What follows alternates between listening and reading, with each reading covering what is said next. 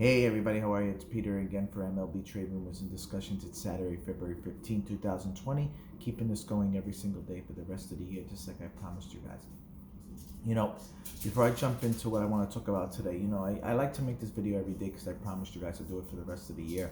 However, sometimes it gets very difficult if there's, the season's about to start, spring training soon, and then it's going to get crazy because I can't wait to talk every single day about how I think what the game's going, what I think's going on in spring training, and then when the season starts, we can jump into so much conversations. But now since most moves are done, it's a little bit more difficult. But what I found interesting today and what I want to talk about is Mike Hazen had a Q&A and he was getting praised by so many fans. They said he would buy his jersey and everything, and us Diamondback fans knew what we had when we got Mike Hazen, but we didn't know to the extent of it, right? And why I want to make this video about Hazen, because I started out with them. And what I want to say is all fans owe Mike Hazen some kind of gratitude, because the reason I'm saying that is what he has done, just for the Diamondbacks. It's what he has done for baseball.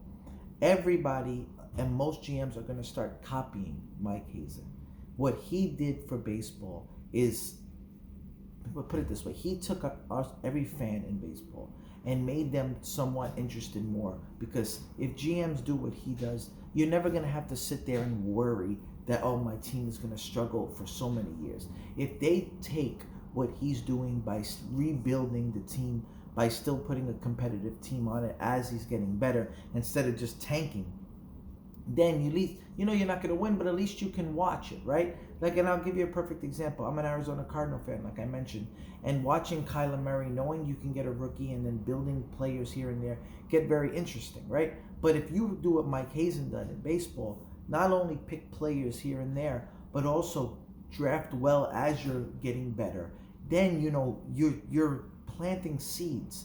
And as you're planting seeds, you're still watering it every day. You're doing such a wonderful job by doing that. You're keeping fans interested and giving them hope. Because this is really what it's about, right? This is why MLB is trying to change baseball, because they want fans more interested in the game. And how do you do that? Think about the really fans that are only interested in the game are the teams that are usually in the playoffs and maybe a couple other big important cities. But for the most part, you look in an August game, and if your team is out, you see barely people in the stadium, and it's kind of depressing to watch when you put on TV too. You don't want to see that.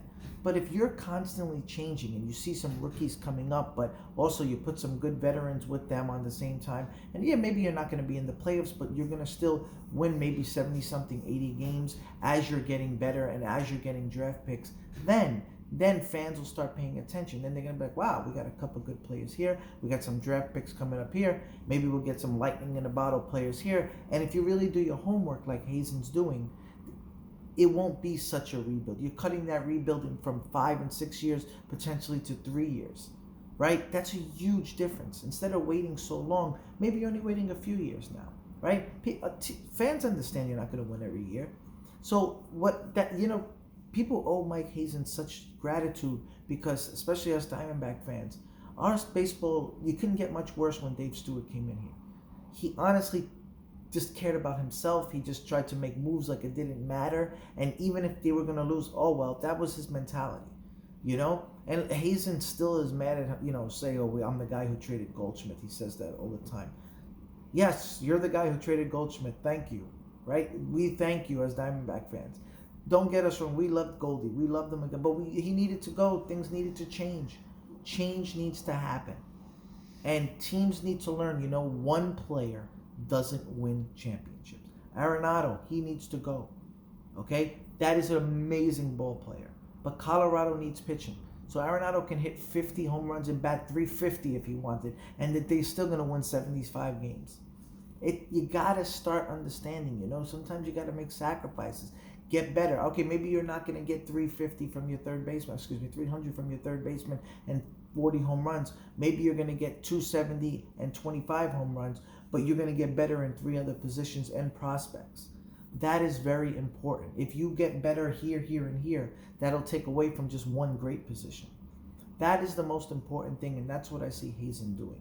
And what he did was he got better in other positions by replacing Goldie. Okay, he got better with Christian Walker, because it's the same thing.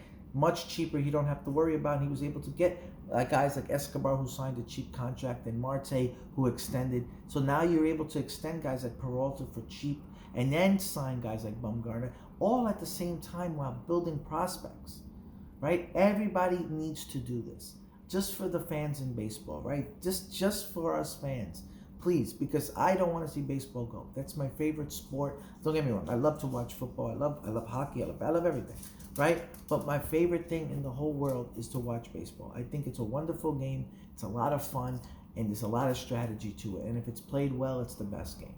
But I can see how fans could get bored from it if their team isn't putting a competitive thing, or if like the Angels have a great hitting, but you've got pitchers throwing 5 ERA, or now the Orioles, right? For a long time with Machado and Adam Jones, they were nasty. And now they have to go through a lot of things. But I think if they kind of change it a little bit and get better certain ways and build around guys like Means and everything, and not have to worry about going so many years. The Blue Jays are doing well, right? They're trying to get better piece by piece, and then they get Ryu. It's nice how when teams do that. You know, it's just look, thinking about it as a Pirate fan now. If I was a Pirate fan, I would lose my mind, right? Because they're just looks like they're starting all the way over and not caring. And again, that's not really how you do it. That's not. You can't just start over again. You got to put some kind of competitive team on the field. Let fans enjoy it, you know? There's still players out there that can be competitive. You still can rebuild while you're building. That's just what I think, and I think everybody owes Mike Hazen, and I'll be the first one to say thank you, Mike Hazen. Anyway, guys, again, I'm sorry, you know, there's not much news going on, so that's what I wanted to talk about today, and I really enjoyed the praise for Mike Hazen, especially being a Diamondback fan. All right, I'll talk to you guys tomorrow. Bye.